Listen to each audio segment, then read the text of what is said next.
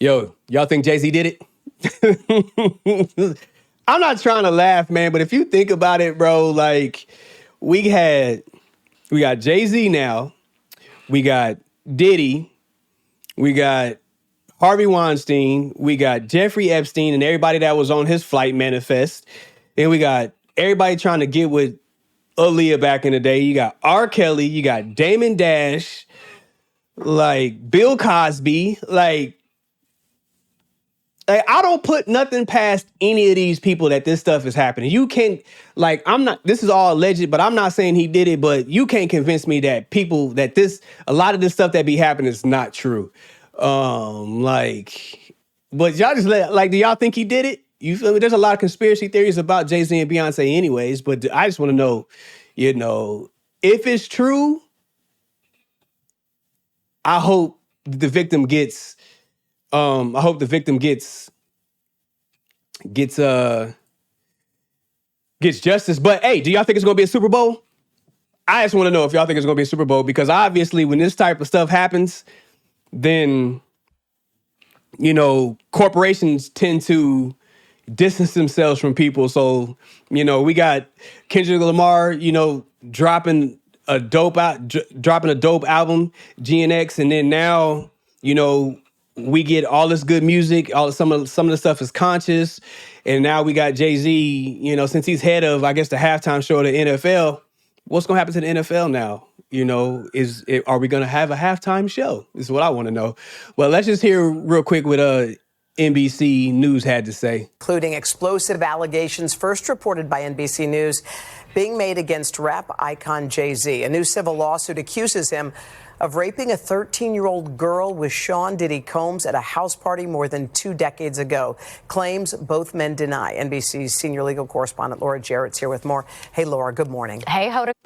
Well, that's crazy to even have them allegations. You know what I'm saying? Like, they got money, so they can easily fight this. But if this was a regular person, bro, and social media gotta hold it, because social media is undefeated. You get these type of allegations, people gonna find out who you are, where you live, where you work, if you go to school or not, and all your information is gonna be put out online. And then on top of that, they gonna blow up your job, and I guarantee you within a couple of weeks, your job is gonna get tired of being harassed by thousands of people online, and you're gonna lose your job. But I guess this is, I don't know, man. These stories be crazy to me. But I think Jay-Z did put out a statement.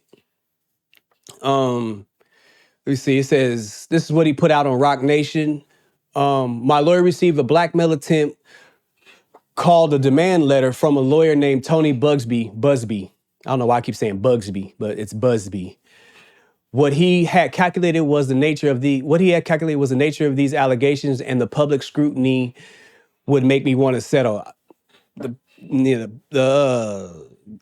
is it? The court opinion of the public a court opinion. I said it backwards.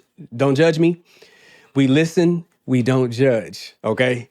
But yeah, the opinions of the public, man, there ain't no coming back. Regardless if you found guilty or not, your name is going to be tarnished. Your reputation is going to be tarnished. And that's just going to follow you. Ain't no way around it. It's going to follow you. To make him want to settle. No, sir, it had the opposite effect. It made me want to expose you for the fraud you are in a very public fashion. So no, I will not give you one red penny. I don't know, when I read this, it just doesn't sound like this is something that Jay-Z wrote. I mean, him being quite the penman, especially when it comes to rapping, it just doesn't seem, I mean, I know he has to be professional, but no, I will not give you one red penny just doesn't sound like something he would say. These allegations are so heinous in nature that I implore you to file a criminal complaint, not a civil one. Whomever would commit such a crime against a minor should be locked away. Would you not agree? These alleged victims would deserve real justice if that were the case. This lawyer, who have done a little bit of research on, seems to have a pattern of these type of theatrics. I have no idea how you have come to such a deplorable human, Mr. Busby, but I promise you, I have seen your kind many times over. I'm more than prepared to deal with your type. You claim to be a Marine. Marines are known for their valor. You have neither honor nor dignity. My only heartbreak is for my family, my wife, and I will have to sit our children down, one of whom is at the age where her friends will surely see the press and ask questions about the nature of these claims and explain the cruelty and the greed of people. I mourn yet another loss of innocence. Children should not have to endure such at their young age. It is unfair to have to try to understand inexplicably degrees of malice inexplicable degrees of malice meant to destroy families and human spirit. Again, okay? We listen, we don't judge, because I just struggled on that word. My heart and support goes out to true victims in the world who have to watch how their life story is dressed in costume of profitability by this ambulance chaser in a cheap suit. You have made a terrible error in your judgment thinking that all celebrities are the same. I am not from your world. I'm a young man who made it out of the project of Brooklyn. We don't play those type of games. We have very strict codes and honor. We protect children. You seem to exploit people for personal gain. Only your network of conspiracy theorists, fake physics, will believe the idiotic claims you have levied against me that, if not for the seriousness surrounding harm to kids, would be laughable. I look forward to showing you just how different I am. So, but, like I said, I don't know if that was his PR team or a PR person that wrote that. It kind of just doesn't sound like him. But I actually have not indictment, but the lawsuit. The amended lawsuit. So you see, they added Sean Carter right here.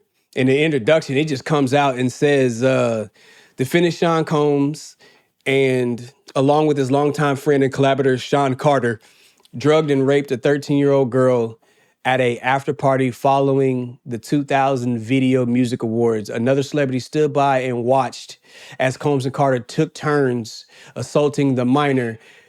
Many others were present at the after party, but did nothing to stop the assault. Combs has been allowed for years to conduct himself in this manner without any consequences.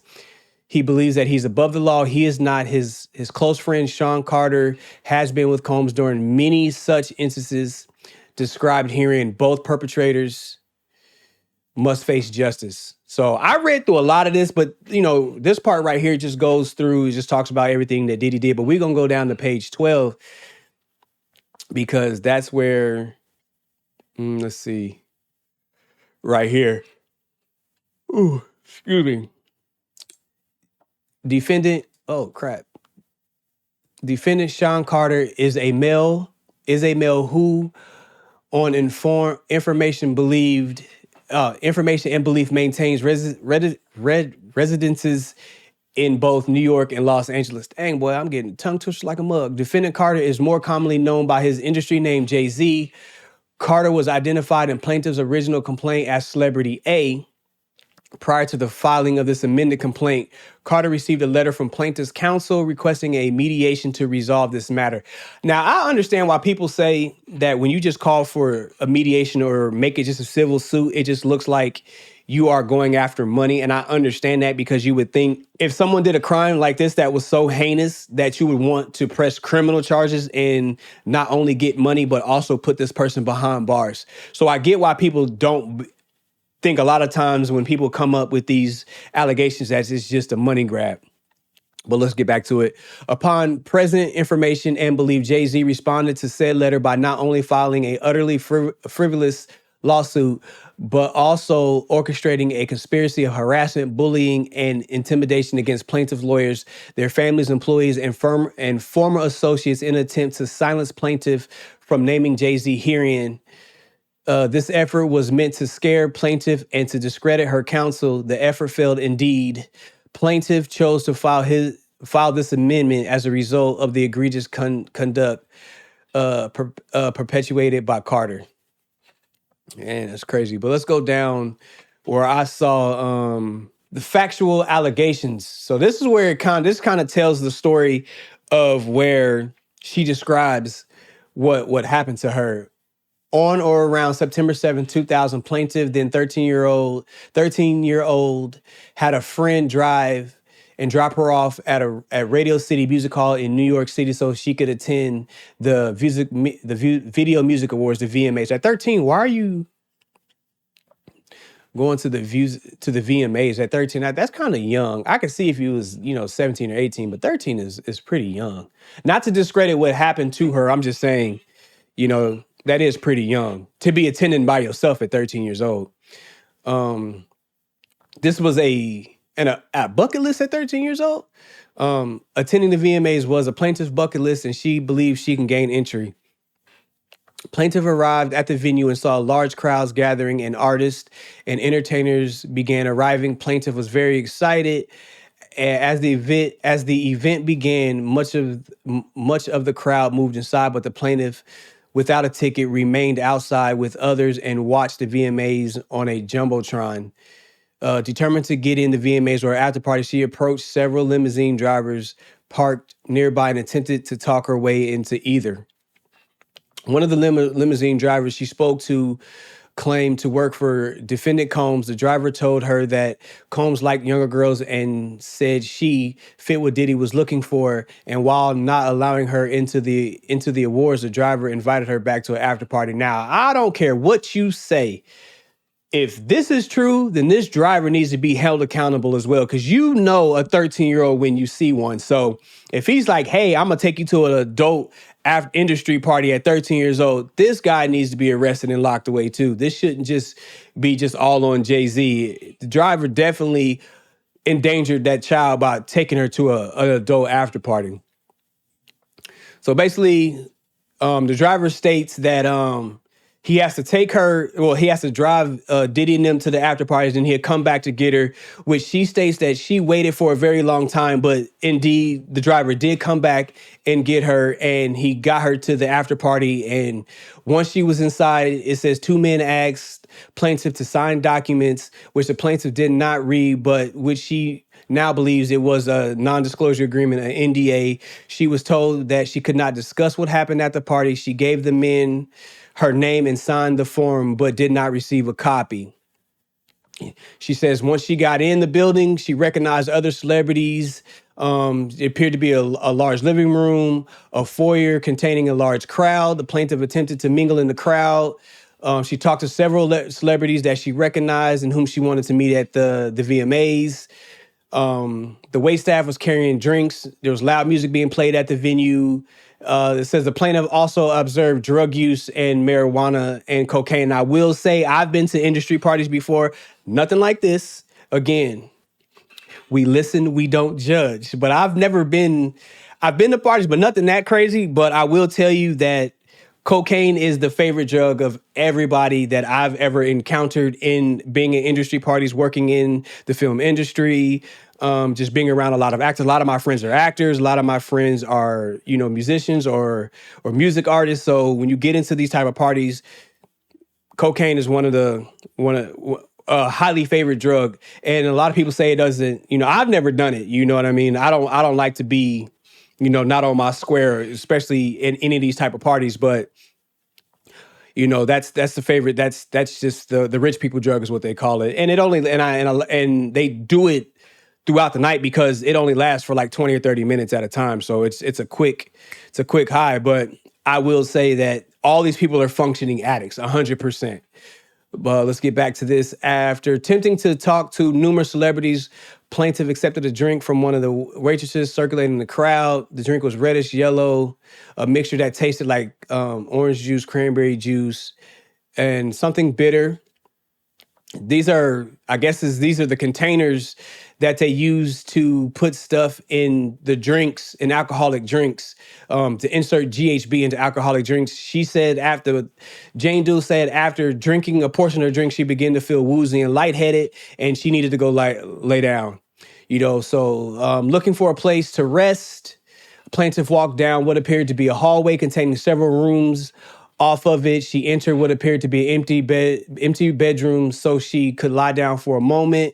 She did not lock the door. The room contained only a large bed with no furniture or any other kind of television or furnishings. So this is when the story gets crazy. So Diddy and Carter and another female celebrity, Celebrity B, which I don't know who Celebrity B is. Plaintiff immediately recognized all three celebrities.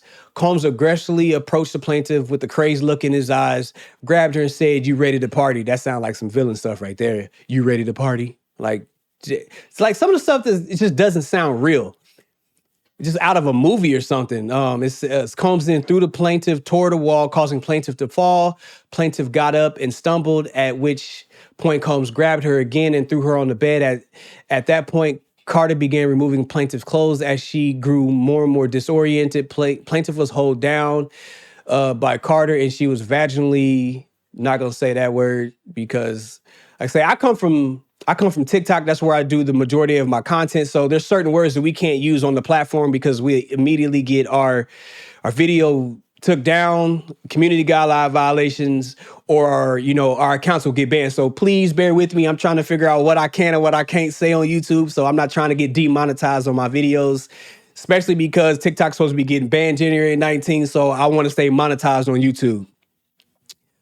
She was held down by Carter vaginally again while Combs and Celebrity B watched. After Carter finished, he stepped back toward the wall. Combs then stepped forward and vaginally the plaintiff while Carter and Celebrity B watched. Combs then knocked plaintiff down and attempted to force the plaintiff to perform oral sex on him. She fought back, standing up quickly and punching out at the same time, hitting Combs in the neck. Taken back, Combs stopped his attempt. When Combs backed away in surprise, plaintiff grabbed her clothes and shoes and ran out of the bedroom, holding her dress in front of her like a towel. She ran around the residence until she found the front door and was able to leave the party. Although there were other guests still at the party, no one appeared to take notice of plaintiff's distress or attempted to help her. That is a wild story. And if any of this stuff is true, everybody needs to be put under jail. I don't think you should get out, especially if you're doing this to 13-year-olds. You need to be in there for the rest of your life. But we all know people with money are going to get off, or they're going to get a slap on their wrist, or they're going to pay millions of dollars, and this is just going to go away. But like I say, I hope that if this is true, that this, young lady at the age of 13 gets the justice she deserves. But again, like I say, y'all let me know what y'all think in the comments. Let me know of other, stories that you guys heard of, because,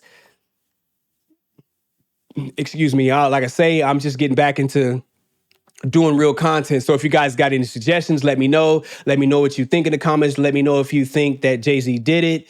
Try to make this a quick one for you guys. I'm going to continue to try to be consistent. Like, comment, and subscribe to the channel, and I'll be back with some more content for you guys.